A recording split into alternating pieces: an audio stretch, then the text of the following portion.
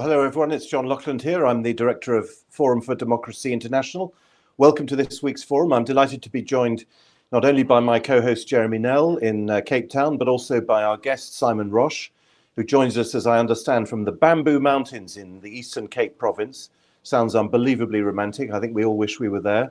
I'm in the west of France this week, where I teach. Simon, you were very kindly on our show, I think about 2 years ago, before we went audio, before we went video, when we were still an Audio X space. And you told us then about your organization Zuidlanders, which, as I understand it, is a organization that seeks to protect the white population of South Africa.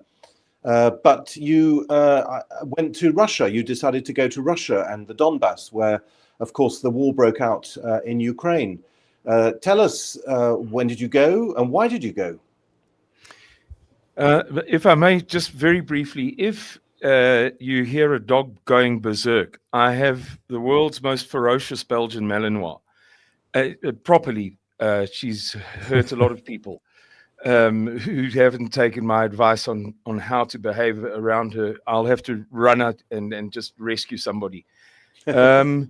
Secondly, I'd like to mention, because right is right, my internet service provider, internet service providers are conspicuously the world's most brazen criminals, because they make no bones about offering you a certain service.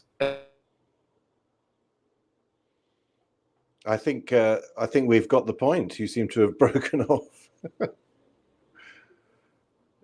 I can't hear you, Jam. Sorry, I thought that was me, but I'm glad it wasn't me. So what's interesting is that Simon's connection has generally been quite reliable of late. So this is definitely Murphy's Law. I think just give him a moment. I'm sure he'll be back. He was very much looking forward to this. By the way, I must apologize. My voice is still sounding a bit bad. I'm at the end of a horrible flu. Yeah, everyone is. I had a flu as well. Now, what should we do, Jam? Should we wait for him to come back on? Yeah. Or perhaps you know something about the answers to the first two questions. When did he go? When did Simon go to Russia and why? I just want to correct your pronunciation, if you don't mind. The organization is Zuidlanders. So it's less German sounding than what you made it sound. I was trying to make it sound Dutch. Zout. Okay. No. It is more literal in the sense that it's Zuidlanders, which doesn't really translate into English other than Southlanders. But it doesn't really mean much when you say it like that. But I'm sure Simon will elaborate on that. Your question was when was he in Russia? I mean, he's coming to tell us about. Here he is. He's coming back.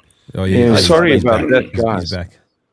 He's back. I'll just continue where I left off. Anyway, I just want to say thank you to Ian Oldham of Air Connect Internet Services in Queenstown for the tremendous support that he's given me. So with the dog and that thanks out of the way, to answer your question, I wanted to go to Russia and had wanted to for some time because I was getting a what do they call it, cognitive dissonance over the Russia story. To me, it felt very much like COVID, where effectively we were told that scores of people are dropping dead around you all of the time and you stubbornly refuse to see it. Yeah. What I was hearing about Russia from the mainstream media and what I was hearing from what you might call the independent media was like chalk and cheese. And I wanted to see it for myself. And the opportunity presented itself. I was invited by a member of parliament and then separately by two other chaps. And I went to Moskva and I stayed in a, cheap and nasty little hotel trying to lengthen my stay and get as much of the experience as I could. And I ate black bread and herring to save money. And I ended up being able to stay there for 3 months with the help of two guys in America, Andrew Hughes and Mr. Richard A. Hamblin. And I chipped in a bunch of money myself. And in 3 months, I was in Moskva for 3 weeks or so, and then I went up to Arkhangelsk because I was killing time, hoping to be able to go to Donbass. And when was the this, Simon? Arkhangel- When did you go? When did you go? May, June, July. No, sorry, I beg your pardon. May, June, July. Yes, May, June, July. Of this year. Of this year. Yes, yes. Okay, so this is quite recent then. This was earlier on this year. Yeah. Yeah. So then I went up to Arkhangelsk, and that was a lovely experience, as Moscow had been a lovely experience those 3 weeks. And then I went down to Donbass for 2 weeks and some change, then to Crimea for 2 weeks, and then back to Moscow for a week, something like that. And all told, it was just short of 90 days. And in a nutshell, every single thing that they tell us about Russia is diametrically opposite to the truth. And I'll give you a quick laundry list. The economy is not stumbling, it's exploding. The opportunity in that economy for well-trained people is just unbelievable. There's opportunity everywhere. There is no famine. The people are not dour. They're not solemn and surly. Not at all. They're just Northern European style. You know, they have a certain expression on their face. But as one guy said to me, you break the ice with a Russian and they'll do anything for you. You will reap the benefits of being a foreigner. It's true. But we know this about ourselves. We know that the layer is that thin on a Russian. They'll crack a smile for you the moment that, they don't walk around with idiotic grins on their faces like, I'm sorry to say, Americans do, and South Africans are guilty of it too. Everything is just the opposite of what they say. What's happening on the battlefield is the opposite. Just everything, John. And did you seriously expect famine and these other extreme things when you went to Moscow? I mean, I'm asking as someone who's been to Russia quite a lot during my lifetime, and indeed I was there in May myself. I was in St. Petersburg, and I was in Russia 3 times last year. So it's a country I think I know relatively well. And every time I go, I went back, as I say, last year and this year for the first time in more than 7 years, and was. Although, as I say, I'd been many times in the previous period, so up to 7 years previously, I was, even knowing the country a little bit, I was very struck by how well things were presented. The place looks fabulous. It's very clean and well put together and very prosperous, very swanky, in fact. Obviously, I was in St. Petersburg, which is glorious. But did you expect, are you able to say what you expected, for example, of Moscow? Did you expect it to be, I don't know, grimy, dour, grey, cold, or whatever? I suppose it wasn't cold in May, June, July. Yeah.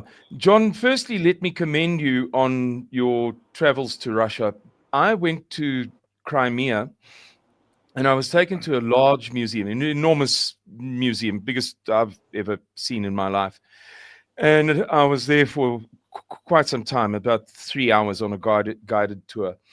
And at the end, I asked my tour guide how many people he takes around, in English. And in fact, he is more prolific in German, self-taught. And he said that he now doesn't do any English and German tours. I said, just help me a little bit. I want to be clear. None at all? No people, no human beings? He said, no, none. I haven't had since 2014. Yeah. And I nearly burst a blood vessel in my neck, so angry. Previous to that, I've been to the Nikolskaya monastery. Very, very interesting story. And the monks told me it was the scene of a famous battle. The Ukrainians attacked the monastery. And then the Russians came in and they destroyed the Ukrainian vehicles. They stand burned now. When I was there, they hadn't yet cleared it. And the minefields weren't cleared either. I walked between the minefields, inches away, literal inches. And one of the monks said that they'd only ever had one journalist from Brazil, one from India, one from China. This is in the Donbass, right? This is in the Donbass we're talking about now. Yeah. And so you're saying that no English or German speaker visited this museum in the Crimea after 2014, and nobody from Europe, it sounds like, went to the Donbass. Apparently, there are 2 European journalists there. There's one French guy, and then another woman who it's very vague. I'm not altogether sure that she is a journalist. But yes, and I just want to commend you on that because it infuriates me. It really. Well, there are John, cases of journalists. These are maybe the people you're referring to. There was indeed a French girl whose name I've momentarily forgotten, who did lots of reports and made a very long documentary film about the Donbass, favorable to the Donbass separatist position. And then there was a German girl who was also in a very similar situation. And the German girl had all her bank accounts frozen and her parents' bank accounts were frozen. And she's been sanctioned. And I think the same thing, I think actually, unfortunately, the French girl, I'm very sorry, I don't remember her name, has now also incidentally fallen very ill, but she was also given the treatment. So the people who did, from Europe, who did go to Donbass and, as it were, stick up for the Donbass people and for the Russian side of the war, have been very cruelly treated in Europe, that's for sure. Go ahead, Simon, sorry to interrupt. Fair enough, but the exception proves the rule.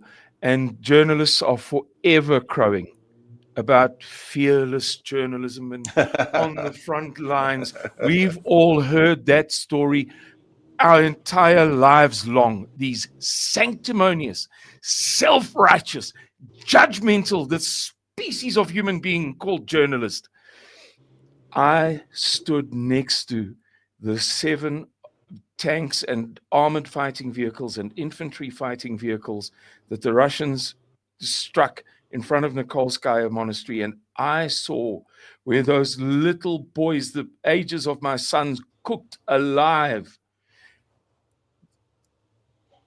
It's a heart-sore thing. Even though Ukraine and NATO are clearly in the wrong, those little boys, my sons' ages, died, burned alive. This is the gravity of this thing that's taking place there.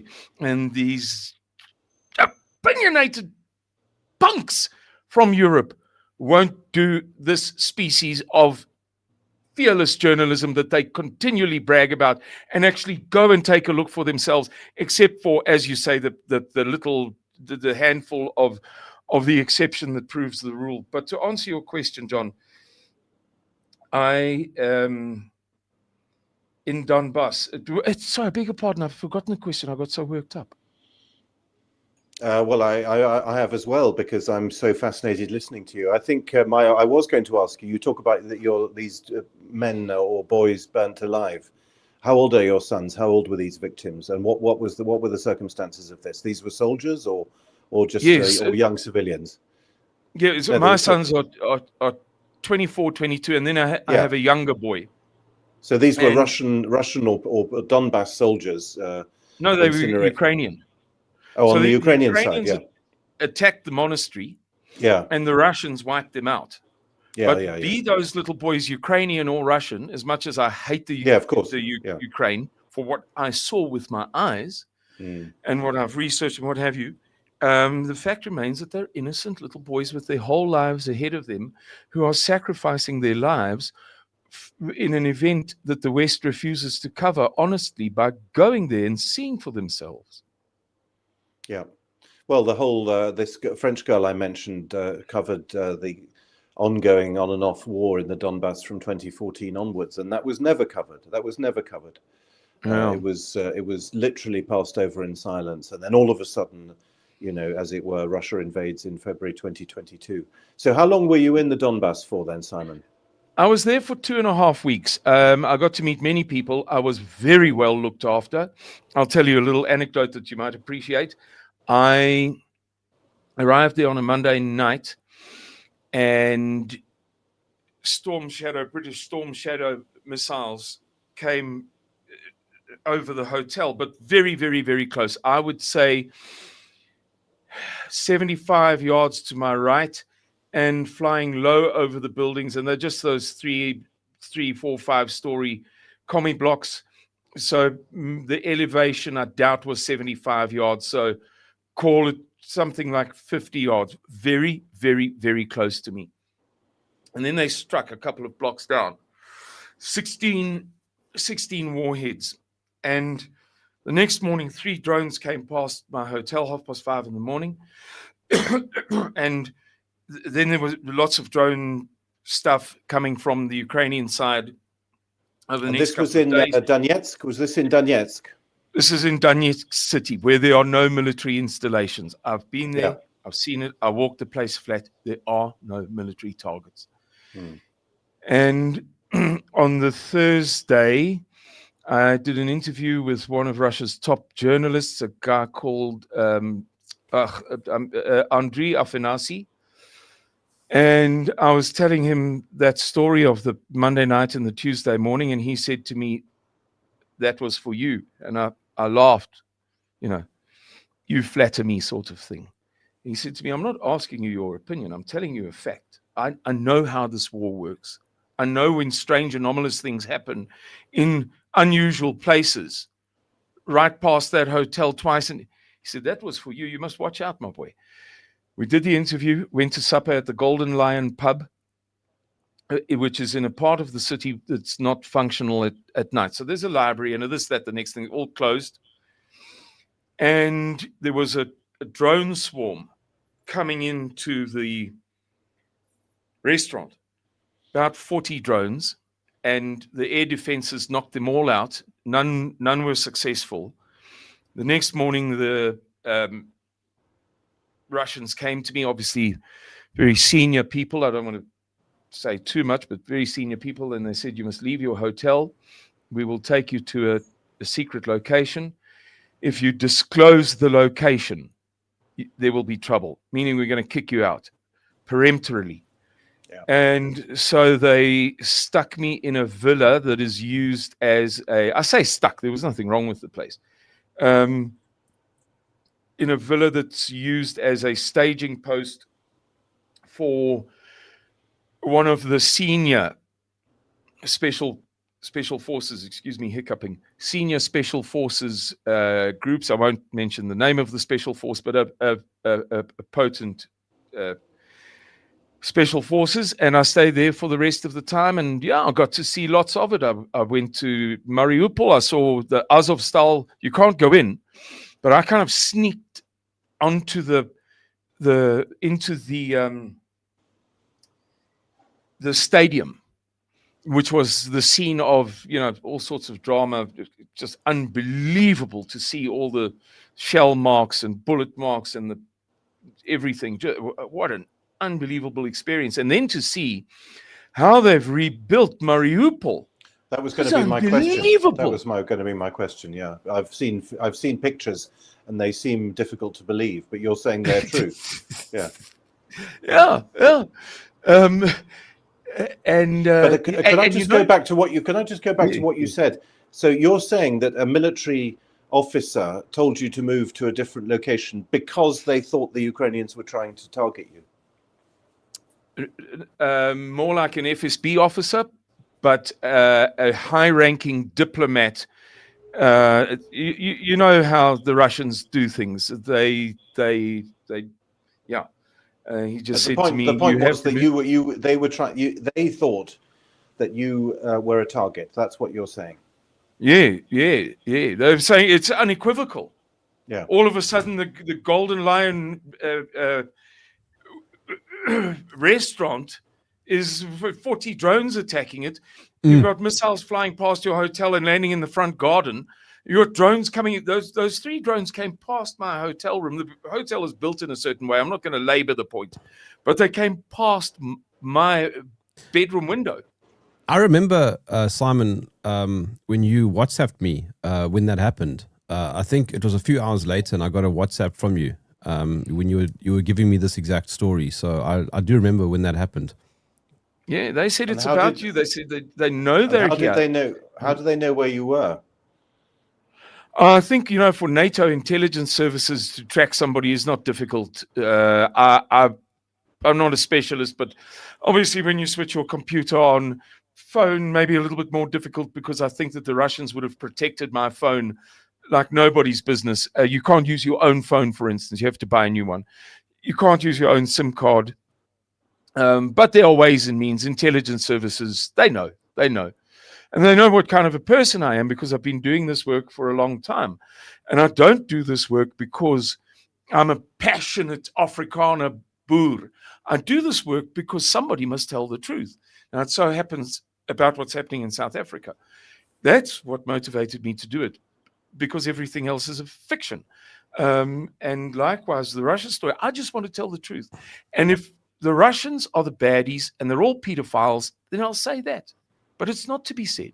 And Moscow is not grimy. Oh, you asked me, what did I expect? I wasn't sure what to expect. I hoped to see a lot of Soviet, which I didn't see in Russia, because there's a certain, I've never been a Russophile.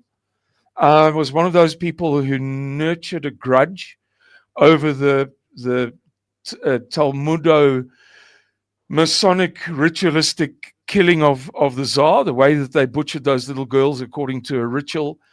It revolts me to this day. Communism disgusts me. The fact that Karl Marx openly wrote that it was satanic in the fourth critique of Hegel, and in at least 3 of his poems, he describes in detail that he's motivated by the devil to project this onto Christianity.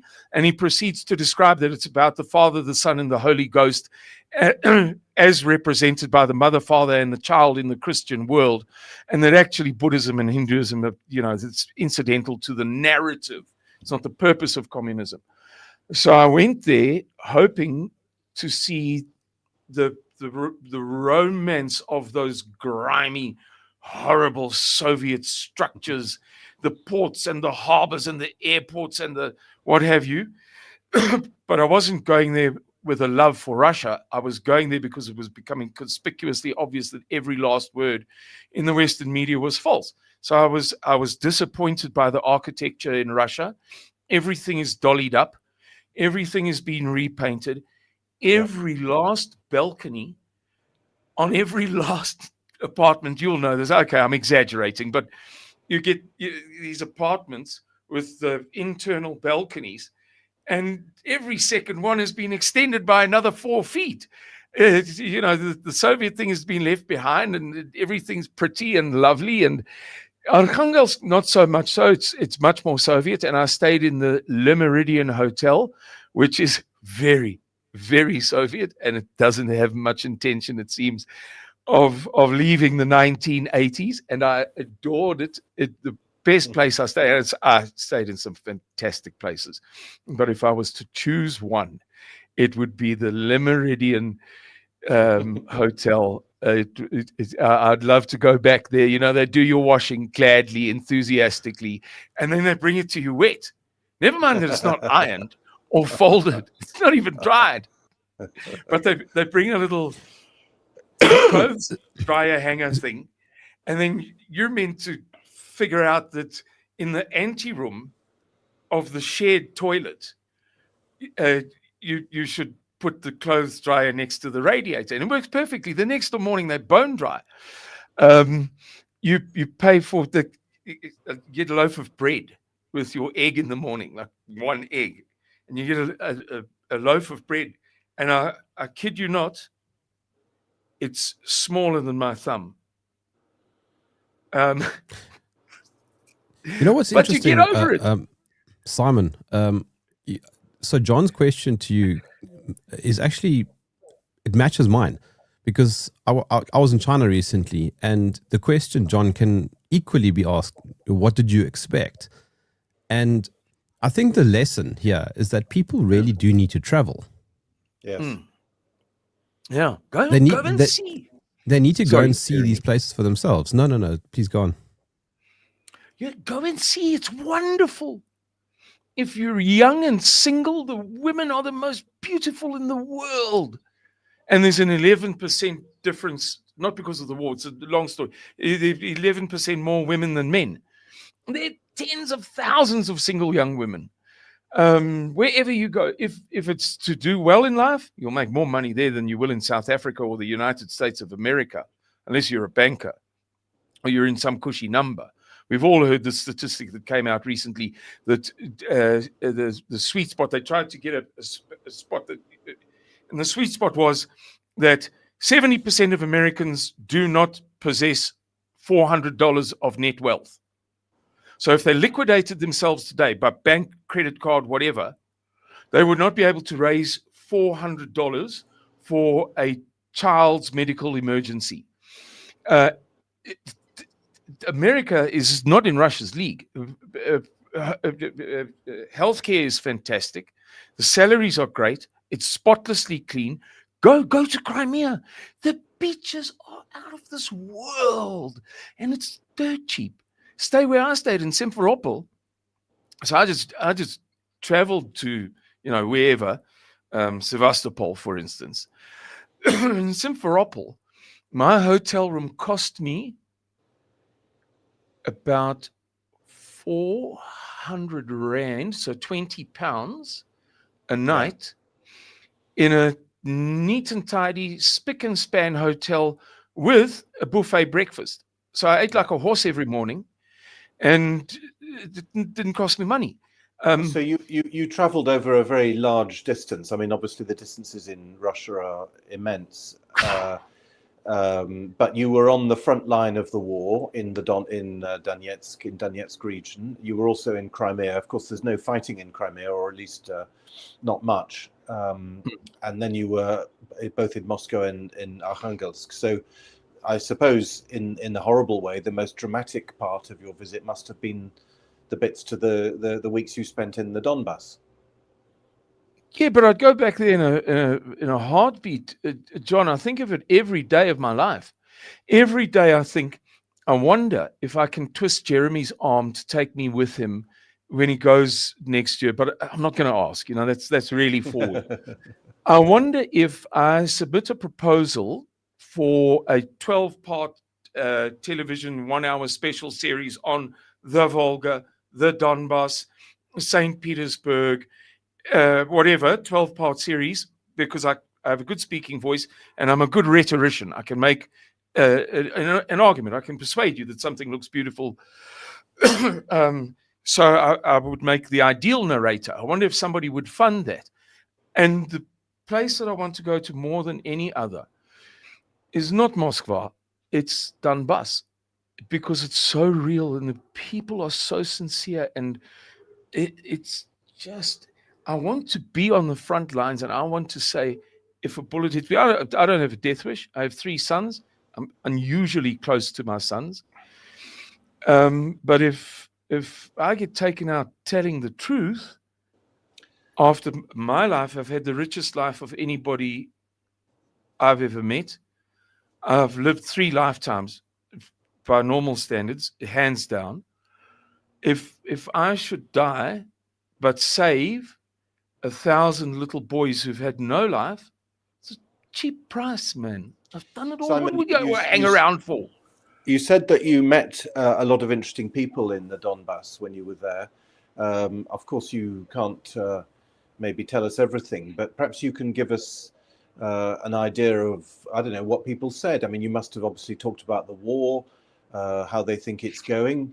Donetsk, after all, even after 3 years of war, the Ukrainian front, the front between Ukraine and the new Russian territories, is very close to the city.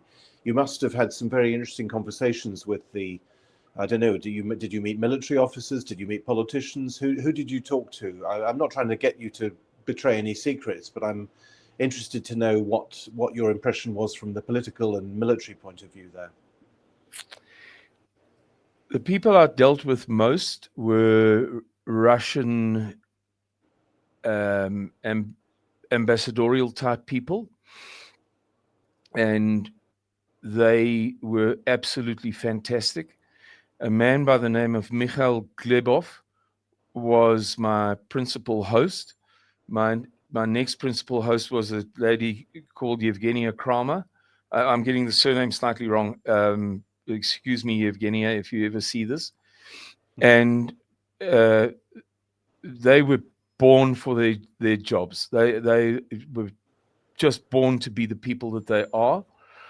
And the irony of the story is that they, more than anybody else, corrected me downwards. So if I said 92%, they would say, no, Simon, it's not. It's 85. And they had no interest in me the more I exaggerated, if I made an error, an innocent error, I don't like to be erroneous. It's not my style. I like to be accurate for better and for worse, but they had no interest in correcting my misperception or misreading or mishearing. They constantly endeavored to tell me and show me the truth. I met the head of the Russian delegation in Donbass, a lady, and the conversation I held with her is one of the best conversations I've held in my life. It was through a translator, and I think there were like 4 translators in the room. I could be mistaken. There were times when there was more than one. And Mikhail Glebov, the senior diplomat, and the translators said to me, unheard of. A long meeting for that woman is half an hour. You went to almost 2.5 hours. She has never done that. It was one of the most fascinating conversations of my life to get a glimpse into this, the truth behind all of these lies that we're told in the West. And she could have been lying. Every word could have been a lie, except that everything that I saw just endorsed what she said. These people are telling the blooming truth. They're telling the truth about how the war started. They're telling the truth about where the front lines are. They're telling the truth about whether there is or isn't water in Donbass. I went for supper at a fancy restaurant. Well, it's not that fancy, but a good restaurant. And I ate the best ribeye steaks, the best steaks of my life. And I eat meat 5 times a day. On this farm, I get it for next to nothing. I don't eat anything else but meat. I know meat. That was one at the Golden Lion pub and one steak at this restaurant that I'm about to describe to you in a relevant way to the story are 2 of the 3 best pieces of meat I've eaten in my life. And that's in a war zone. I was telling my brothers, he said, but Simon, it's a war zone. I said, I'm telling you, this is how they lie. These people are living better in a war zone than the West is living in peacetime. I've been to the USA very recently. I've seen the fentanyl. I've seen the fact that nobody's got any money. I've seen that if you want to buy a decent piece of meat, it costs you $25 for just a few ounces. So they're doing very well. And the point that I want to end with is on the way down to the restaurant, we were walking, and Mikhail Glebov, this senior diplomat, bumped into a man by the name of Armin from the Donetsk Red Cross, International Committee of the Red Cross in Donetsk. And they were chatting, and my cigarette lighter had stopped working, and I saw a shop, and I said, excuse me, I dashed in, and this shop is laid out in such a way that you've got to go through the entire shop to get to the pay point. So in walking through the entire shop to get to the tills where, in most places in the world, they sell cigarette lighters, I had to go through the fruit and veggie section. And as luck would have it, I saw the biggest pile of potatoes I've seen in my whole life. And I remember thinking to myself, geez, that's a bit excessive. It looked to me like there was, 3,000 kilograms of potatoes, maybe only 2,000, but it was enormous. And I got the lighter and I went out and we went to supper, and I went to bed after supper and woke up in the morning. I usually wake up early. I'm now in this, special forces clandestine villa place. Wake up at 4 in the morning. I'm an early riser, and look through my Telegram and WhatsApp messages. And the Telegraph in the UK has got an article. It reads something like Putin's dilemma, runaway inflation, high unemployment, potato blight are giving the Russian leader headaches or gray hairs or sleepless nights or something. And then underneath the headline is a little, sort of intro to the rest of the conversation, and basically echoes the headline in different words. Famine looms. Jobs crisis. The diametric opposite of the truth. Simon, at the risk of pissing on your battery, which I really don't want to do, I'm only saying this because it was something that I experienced recently from being in China. It's very easy to get caught up in rose-tainted, spectacles, and you can come across, not you, but somebody like us can come across as being disingenuous when everything is positive. For the sake of not being disingenuous, do you also have criticisms or critiques from your trip that could perhaps add a bit of a balancing act? Yeah, when there are drone attacks towards Moscow, in the Moscow direction, as the Russians have that characteristic way of saying, they turn off the blasted internet, and after 3 months, it wears you thin. And I lost my temper in some guy's car. He was doing me an enormous favor, but I just couldn't do it anymore. Geez, I threw a temper tantrum in that poor chap's car when I couldn't get internet because I was trying to speak to him. I needed Google Translate to make my point. Some asshole stole my seat on the bus and refused to give it up. And I didn't want to, as a lone foreigner, pick a fight on a bus full of Russians. I wouldn't do it in France either. He stole my seat on the bus, so I couldn't film the Kerch Bridge. 2 pharmacists underestimated my mental arithmetic and tried to charge me 3 times more than the correct price of the medication that I'd already calculated from the pricing, the way they priced, the goods. And the receptionist, the second reception, the first receptionist at the Hotel Crocus in Tushina, Yuzhny Tushna, Moskva, was one of the loveliest people I've ever done business with. The second receptionist was the most horrible person I've ever dealt with in my whole entire life. Excuse me a second, somebody's knocking hard. Just while he's doing that, John, he was talking about using Google Translate, and yes, what's really interesting, I can't remember if you've said you've been to China or not, No, but never. pretty much no Google or Western services work there, which is in itself quite interesting. So Apple works there because they make Apple products, but Google has a history of not working there. So to use the Translate, I think Google Translate kind of works in China. I remember giving it a go, but I had more success with Apple Translate.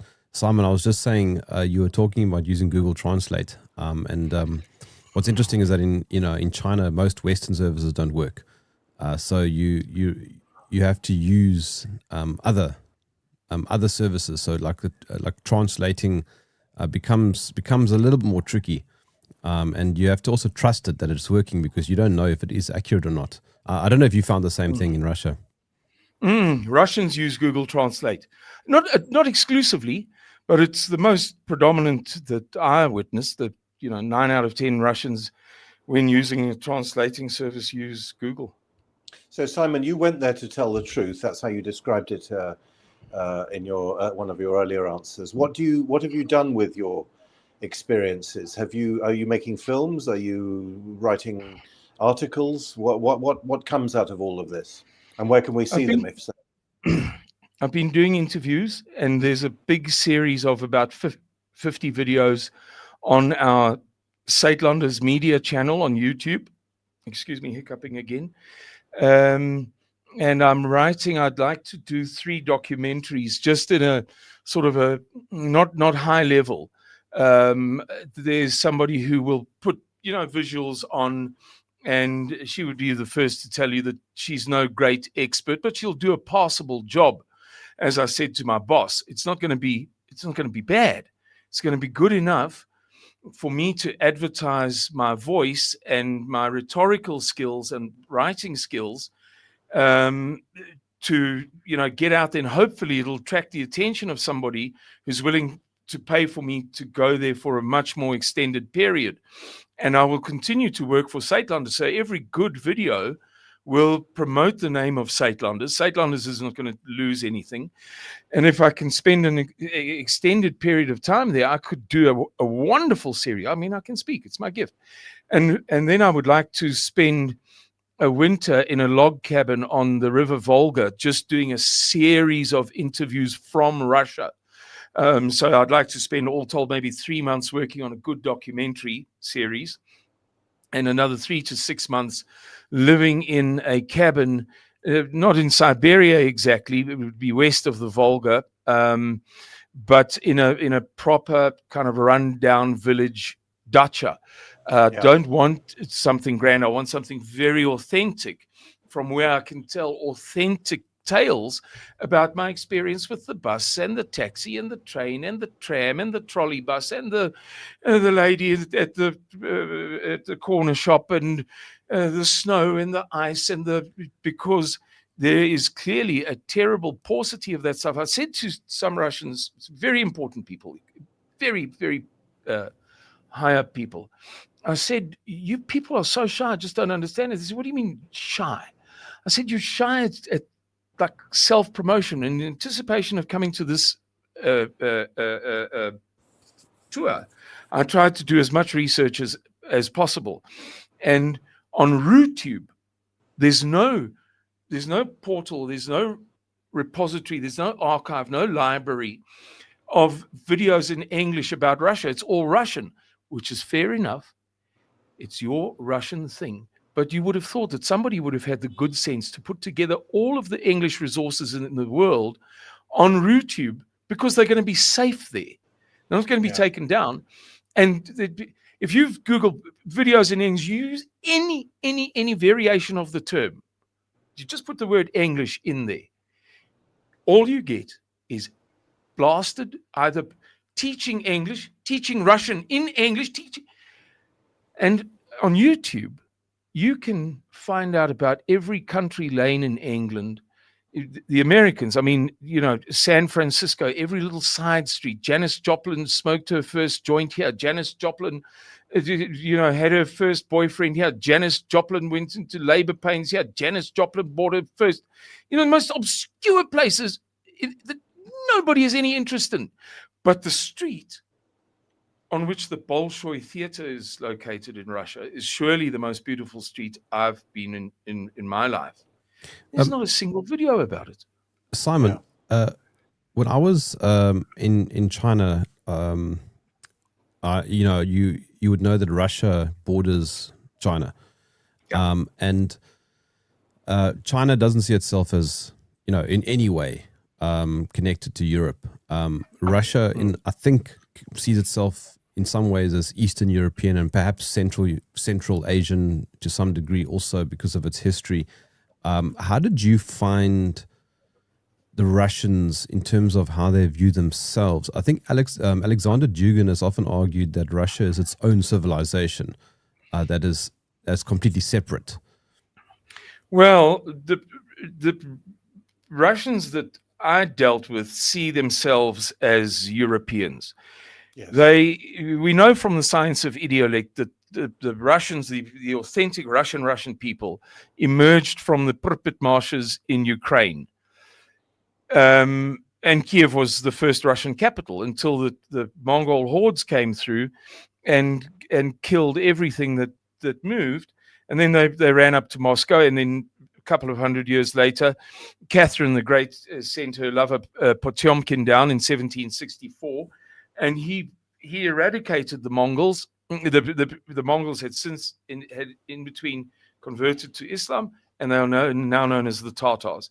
He eradicated the place of the Tatars, and then Catherine the Great settled Russians back in that same place that they had originated from. All of Novorossiya, so that's all of the northern coast of the Black Sea, was developed by Potyomkin on behalf of his girlfriend, Catherine, the great Empress of Russia, in between the years 1764 and 1766 and 1784. So he began that work 10 years before the USA was a country, completed it in about 20 years. She came down to have a look, and she said, Russia is a garden. The garden of the garden is Novorossiya. And the garden, within the garden, within the garden is cream. But on her way down, she saw the Donbass, and they told her about, she famously came down a riverboat. She saw the Donbass, and they told her about the coal and the what have you. She said, well, then not just Novorossiya. Let's have another Rossiya. Novorossiya means New Russia, that I've just described to you, northern coast of the Black Sea. As Russian as is possible to be Russian, that's where they come from the Pripyat marshes. And she said, let's make the Donbass into something. If we've got all this steam power, looks like it's going to be a real thing. So she imported hordes and hordes of tradesmen from across Europe, not from Central Asia. Yeah. It's as European as can be. Yes, they look both ways, and Alexander Dugin has a point, but I'm giving the other story. So that became Malorossiya, Little Russia. So you have Greater Russia, Little Russia, and New Russia, and their border is called the border, Ukraine, the border. That's right, the borderland, yeah.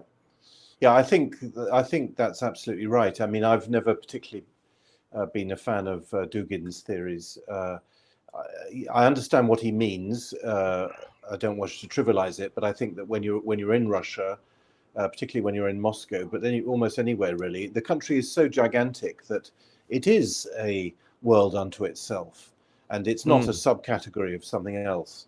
And that's not true of all European countries. But on the other hand, as Simon says, it is unquestionably a European country. It's a European civilization. The people are ethnically European, and they're Christians and so on. So they have all the attributes. I don't really buy the Eurasian thing. I mean, of course, the Siberian part of it extends, as we know, into the Far East, and some of the populations there are, of course, Asian or whatever. Some of them are from, Eskimos or whatever, that kind of thing.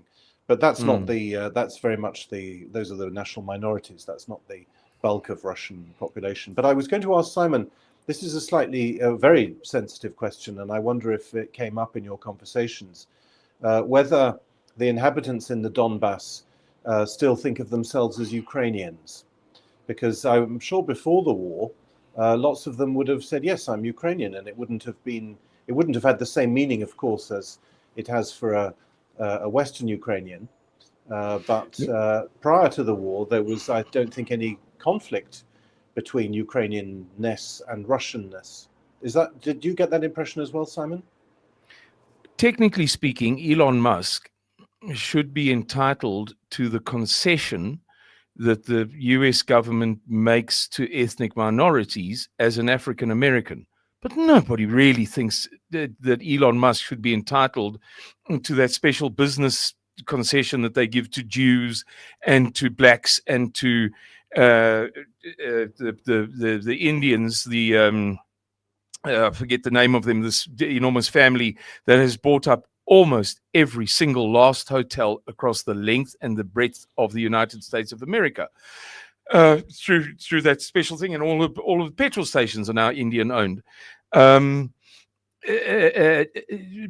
So likewise, before the conflict, those people, the majority, overwhelming majority, would have said to you, I am a Russian whose country is Ukraine, just as I'm a white man whose country is South Africa. I'm not really, actually, genuinely, African in the sense that the word is usually used.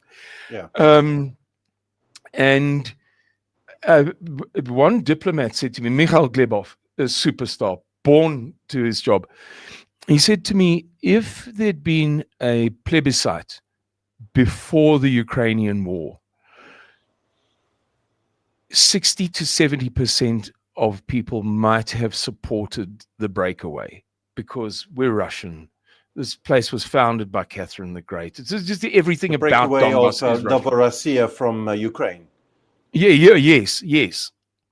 He said the reason why the numbers were over 90% when the votes were done, and they really were. Once you've been there, and you know that, if they're bulldusting, they're bulldusting by 1% or less.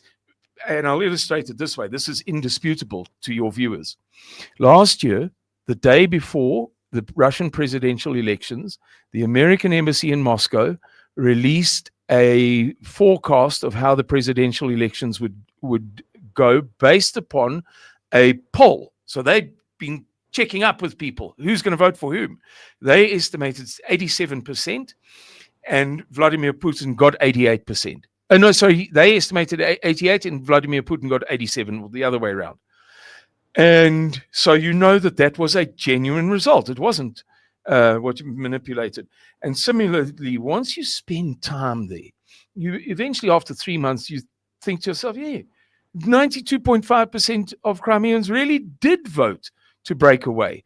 And 90, whatever it is, in Donbass and Lugansk, or Donetsk and Lugansk.